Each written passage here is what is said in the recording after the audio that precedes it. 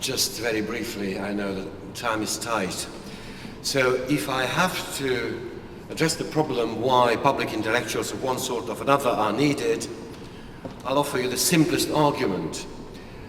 They are needed because capitalism, is a word I haven't heard today, capitalism is a conceptual sort of thing. Capitalism has two basic languages in which to express itself. One is law and the other is economics. Both are intellectual pursuits, both are constructed from elements created by philosophy, and capitalism itself and opposition to capitalism both are of an intellectual nature. Let me give you a very simple example to offer you a contrast.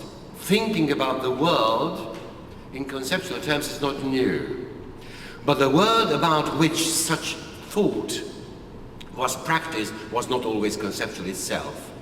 Confucius said in his wonderful Analects that the main duty of the thinking person was to follow the ancients as perfectly as he, in that case was he, can. So this was the simplest way to say that the guiding principle of such a society was to understand, refine, make tradition, then make it subtler and adapt it to your needs, and whoever understands more deeply what is there will comprehend and be able to change, if need be, his or her world. Now, capitalism is not such a world at all. Let me give you a very vulgar example of what I mean. As you know, there's been some talk today here about global injustice and the lack of an equitable and just redistribution of goods and services and so on, and which is anyway the breakdown of a global society in which, at least in words, social justice is a main aim.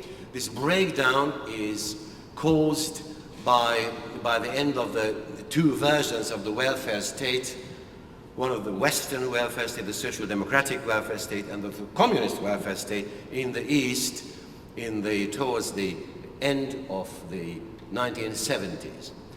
These two kinds of welfare state had been comprehended for a very long time, and it was considered to be the basis of international politics and of its ideology, which was called anti-communism, was supposed to be the fight of a free society against an unfree society, which in these general terms, of course, is perfectly adequate description.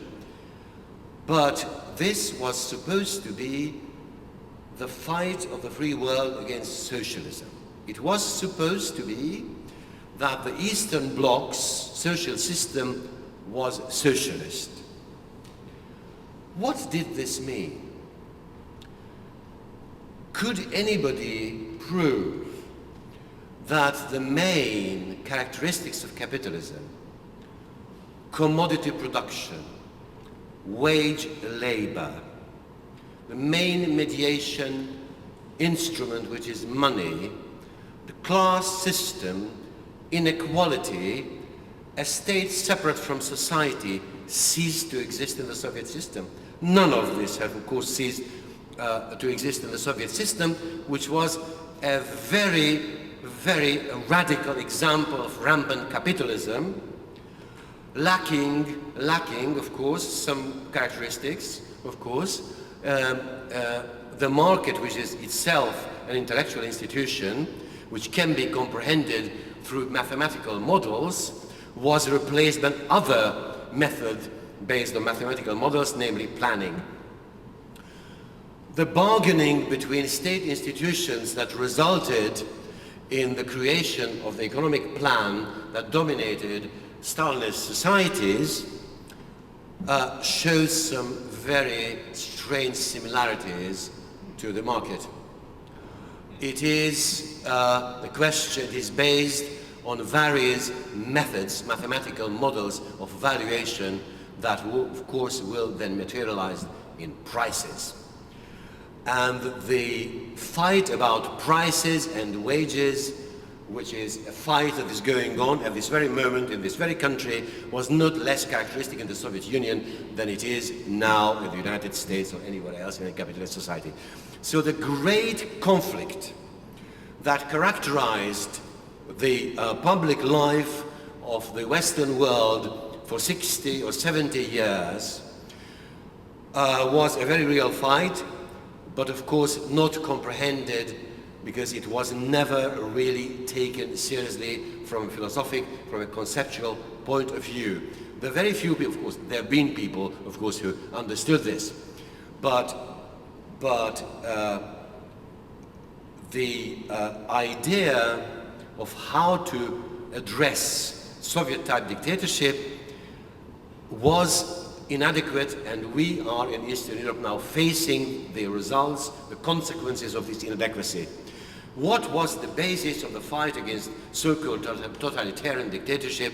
I dislike the term because it's too vague, not because I don't want to say very harsh things about it.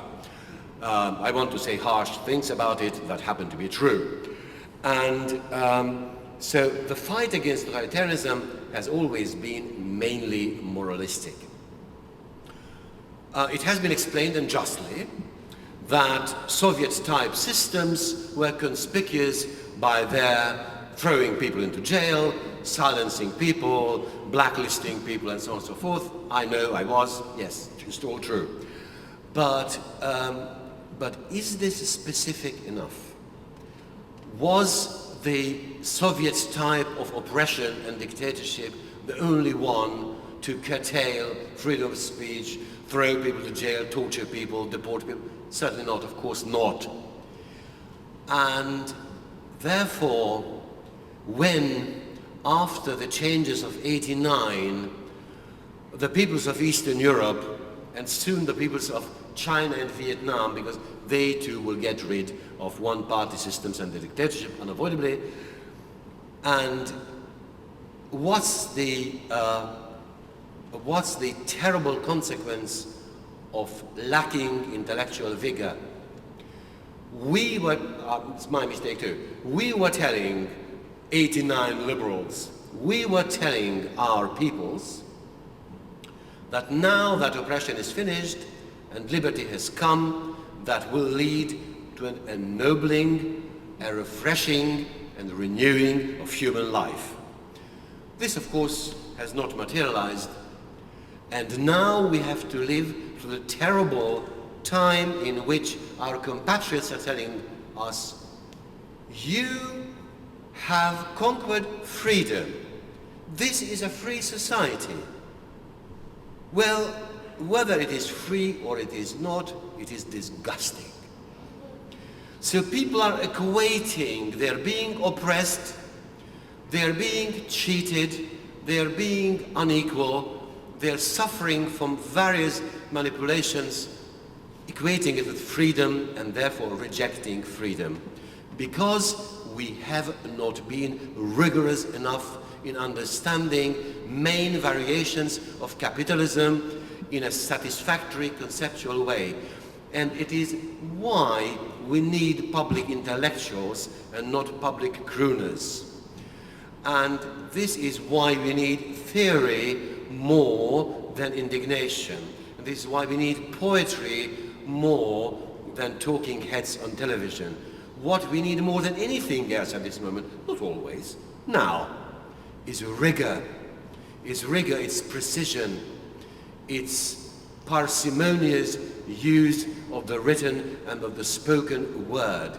And who to turn to for such things than to professional writers, the acclaimed poets, licensed prophets without a church. Well, this is what we have to turn to, and if indeed it is like mayhem and mischief has tried to convince us that we are in a process of betrayal of these functions, well, we've always been, And indeed, it's a version of betrayal that happens when, of course, culture, literature, thought is taken over by capitalist publishing industry, but of course, when it was taken by party censorship, it was no better.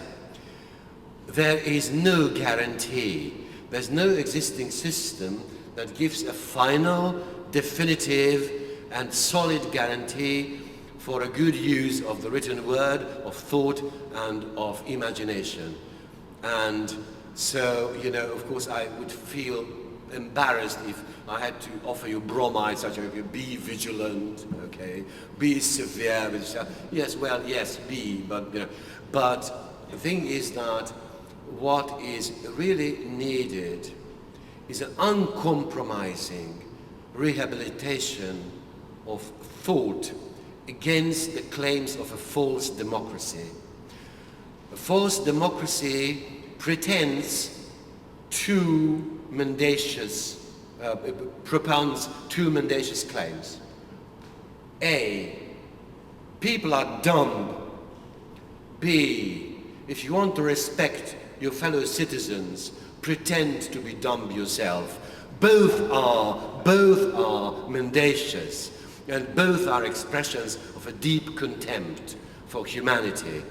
And therefore, I would propose, because after all, I will have to end on a moralistic note, which is in the nature of such speeches, not in the nature of the way I'm thinking, but at least it will be definitely unchristian in this room.